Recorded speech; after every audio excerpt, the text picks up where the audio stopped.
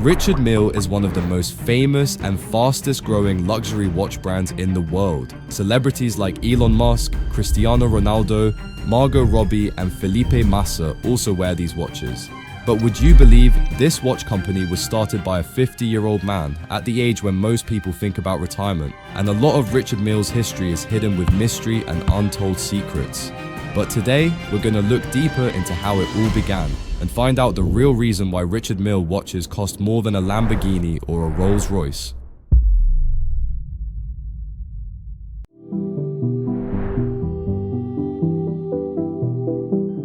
The story of Richard Mille watches begins with the man himself, Richard Mille. He was born on February 13th, 1951, in a small town called Draguignan in the south of France. From a very young age, he was passionate about watch designs and its small details. He wasn't born into a rich or famous family, he was just an ordinary kid with big dreams.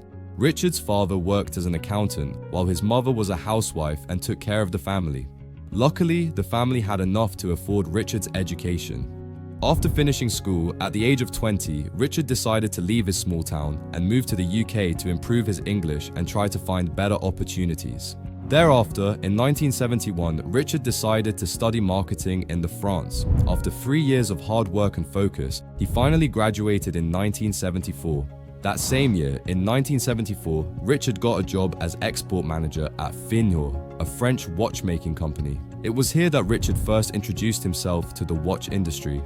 For the next 7 years, he worked here and learned everything about watches. But then, a big problem came. Finior was struggling with money and had loans to pay. Because of this, in 1981, Finior sold its business to another watch company called Matra. Luckily, this business deal worked out well for Richard. The new owners were impressed by his past work, so they offered him a new and better role. Without any second thought, Richard accepted it and became the export director at Matra. However, in 1992, Matra's watchmaking business was sold to a Japanese company, Seiko. Around this time, Richard decided to leave and look for a better opportunity in the watch industry. That same year, in 1992, Richard joined the French jewelry company Mauboussin. He later became the general manager of their watchmaking division. His job was to find good watch designs, manage the watchmaking team, oversee production, and make sure every watch met high standards of quality and style. For a while, things were going well. But in 1998, Richard had a disagreement with his bosses, and because of this, he decided to quit the job. By this time, Richard was almost 50 years old. He was tired of working for others and felt frustrated. He had spent nearly 25 years in the watch industry, working for other companies. Now, he wanted to use all that experience for himself. He wanted to do something of his own. At that same time, he decided to start his own watchmaking company. While most people his age wanted to retire and live a peaceful life, Richard wanted to build his own luxury watchmaking company from scratch. But one thing Richard didn't know, it wasn't going to be easy.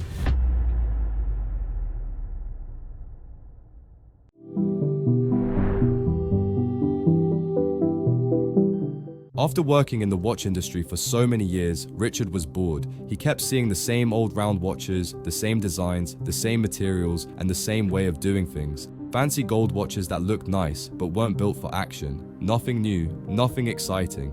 Also, around this time, most luxury watches were heavy and delicate, using the same kind of gold and steel. And Richard hated that the people who have luxury expensive watches were too scared to wear them. They just kept these expensive watches in safes, always worried about scratches or broken. However, to solve all of this, Richard decided to make his own lightweight but powerful luxury watches. And instead of using the same old materials, he decided to use different materials. He also said no to the same old round watch designs. In short, Richard wanted to create luxury watches that looked and felt different from all the others. Deep down, he didn't just want to build a watch, he wanted to change the whole idea of what a luxury watch could be. But to make this happen, Richard needed someone who shared the same mindset and dream as him. Luckily, he already had the right person in mind, a close friend, Dominique Guénat. Dominique was an expert in traditional Swiss watchmaking. He owned a respected watch company called Montres Valgine, and his family had been in the watch business since 1900. He brought deep knowledge, years of experience, and a true love for watchmaking. However, after teaming up together, Richard and Dominique had one major problem. They needed strong technical help and money to build these futuristic watches they had in mind. They talked to many investors, but all of them turned him down. Just when things looked hopeless, they met one company, and that's when everything changed. That company was Audemars Piguet, one of the most respected Swiss watch brands in the world. This partnership solved everything. Audemars Piguet didn't just give the money, they also helped with making the parts, solving technical problems, and even building their first few watch movements. For the next 2 years, Richard and his team worked day and night. They spent all their time researching and fixing problems. They were almost ready to launch their first watch and surprise the world. But at the last moment, they found some issues in the watch. Because of that, they missed their deadline, and it was a big disappointment. Still, they didn't give up. And finally, in 2001, they decided to launch their first watch. Around this time, Richard knew one thing: his watches weren't for everyone. They were super expensive, made only for the ultra-rich who wanted something rare and special on their wrist. He wasn't just making a watch, he was making a symbol of luxury and style. And to grab the attention of these wealthy people, Richard launched his very first watch, the RM001 Tourbillon, at the world's biggest watch event, Baselworld. The RM001 was not an ordinary watch. It was completely different from other watches. It wasn't round, it wasn't gold, and it had a bold new shape called the tonneau, something no other watch had. It was strong, light, and tough. From day one, Richard was clear about what he wanted: the best luxury watch that was also lightweight and durable. To make that happen, he used special materials titanium in his watches. However, to prove how strong the RM001 really was, Richard did something crazy at the event. He threw the watch hard onto the floor. People were shocked. Why would someone throw such an expensive watch like that? But that's exactly what Richard Mille wanted to show. And the result? The watch was totally fine, not even a scratch. It still worked like nothing happened. Also, to keep it special, Richard made only 17 pieces of the RM001, just 17 watches in total. Each one cost $135,000. One of them sold out in just 30 minutes after the launch. Slowly, one by one, all of them were sold out. With this, it was clear: Richard Mille had entered the watch world with a big impact. After the success of the RM001, Richard didn't stop. He kept working, making new and better watches. Over the next few years, his watches became more popular and more advanced. By 2004, Richard Mille wasn't just a new name anymore. It was becoming a big name in the world of luxury watches. That same year, in 2004, Richard noticed that most luxury watches still used metal parts like brass, which could twist or bend over time. He didn't like that. He wanted something good, lighter, and more shockproof. Around this time, he was also inspired by Formula One cars and spacecraft. They used super strong but lightweight materials. That gave Richard an idea. What if he used those same materials in his watches? Without wasting any time, Richard and his team started working. They used carbon nanofiber in the base of the watch. The base plate is like the backbone that holds everything inside the watch. Carbon nanofiber is super light, super strong, and can handle really tough conditions. This is the same material which is mostly used in aircraft and Formula One cars, not in watches. But there was one twist. Carbon nanofiber was extremely hard, and shaping it wasn't easy. It gave Richard and his team a lot of trouble. Thankfully, they didn't give up. They kept testing, fixing, and trying again until they made it work. And finally, in 2004, after all that effort, they launched the RM006, the world's first watch made with materials used in spacecraft and Formula One cars. The RM006 was not a normal luxury watch. It proved that using new, high-tech materials in luxury watches was possible. It weighed only 43 grams, was shockproof, heat-resistant, and worked perfectly even in tough conditions. Plus, only 25 of these watches were ever made, making it very rare and special. But the work wasn't done yet. To show the world how strong the RM6 really was, Richard Mille teamed up with Formula One driver Felipe Massa. Felipe wanted a watch that could survive the brutal conditions of a Formula One race, so he wore the RM006 during his races. And then, something shocking happened. Massa had a serious crash during a race, but even after that heavy accident, the Richard Mille watch on his wrist was still working perfectly. It didn't break. That moment proved to the whole world how strong these watches really were. Between 2004 and 2010, Richard kept improving his watches. Each new watch was better than the last and more advanced. But in 2010, Richard made one watch that completely changed the company's reputation. Richard wanted to create a luxury watch that was both strong and lightweight. a watch that athletes could actually wear during their matches, especially in tennis. He didn't just want it to look good, he wanted it to handle all the fast movements, powerful shots, and heavy shocks that come during a long tennis match, and at the same time, it had to feel light and comfortable on the player's wrist. To create a watch like this, Richard and his team had to completely change the way they usually design their high-tech watch parts. It was a big challenge, but they enjoyed doing difficult challenges like this. Finally, in 2010, Richard launched the RM027 Tourbillon. This watch was only 20 grams, even lighter than a chocolate bar. Inside, the main structure of the watch was made from a mix of titanium and a special metal called light air. Because of this, the RM027 became one of the lightest mechanical tourbillon watches ever made. The inner part of the watch weighed just 3.83 grams.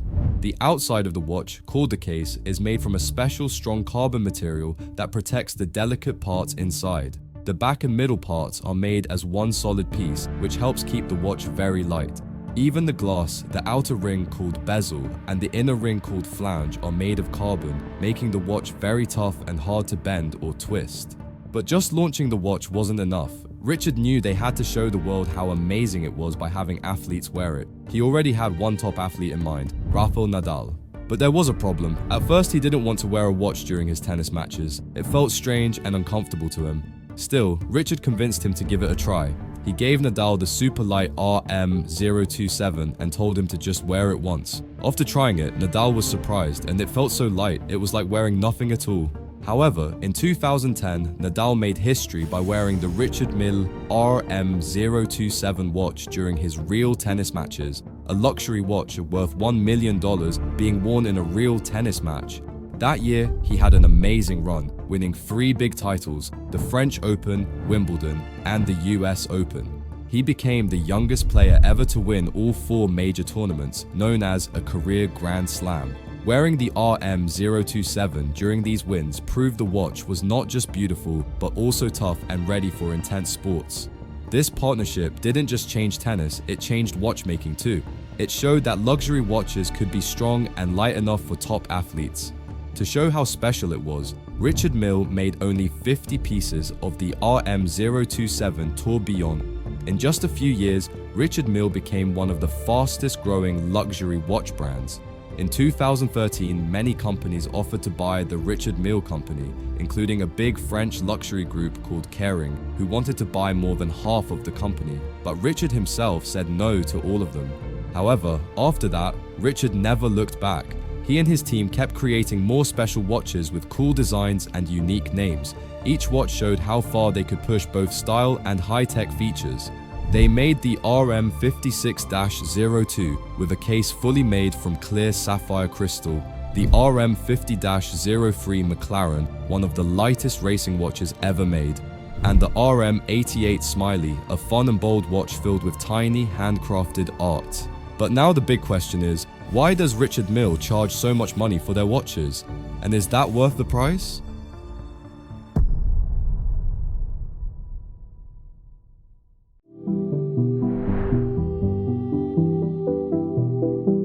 One big reason Richard Mille watches are so expensive is because they don't use regular materials. Instead, they use special materials that's super rare, super strong, and super light, like titanium, carbon fiber, and graphene. These are the materials mostly used in airplanes and Formula One race cars. They cost a lot, and it's not easy to give shape to these materials. But Richard Mille uses this because all this material makes their watches high-tech, lightweight, and strong. Some watches even have super advanced features like tourbillons, which help keep time more accurate, and split-second timers, which measure time precisely. Making these tiny parts takes a lot of time, skill, and patience. A lot of these parts are put together by hand by some of the best watchmakers in the world. Even just one part, like the clear glass case, can take more than 1,000 hours to make. That's how much time and care goes into Richard Mille watches. Another big reason why Richard Mille watches are so expensive is because of their famous tonneau-shaped case. This shape is one of the brand's most special and unique features, but it's also very hard to make. The case has 3 parts, the front, middle, and back, and each one is curved, not flat. That makes putting them together very difficult. To keep water and dust out, all the parts have to fit perfectly. That's super precise and really hard to do, even for expert watchmakers.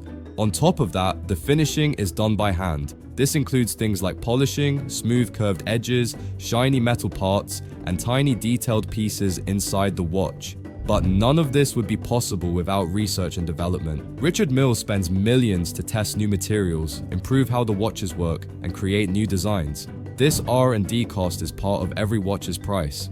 They're always trying new things, and doing that costs a lot of money. Richard Mille watches aren't just about looking luxurious or having complex features. What really makes them stand out is the special materials they're made from. These materials are super advanced and had never been used in watches before. In some Richard Mille watches, you can actually see the detailed movement inside and look how all the parts work together.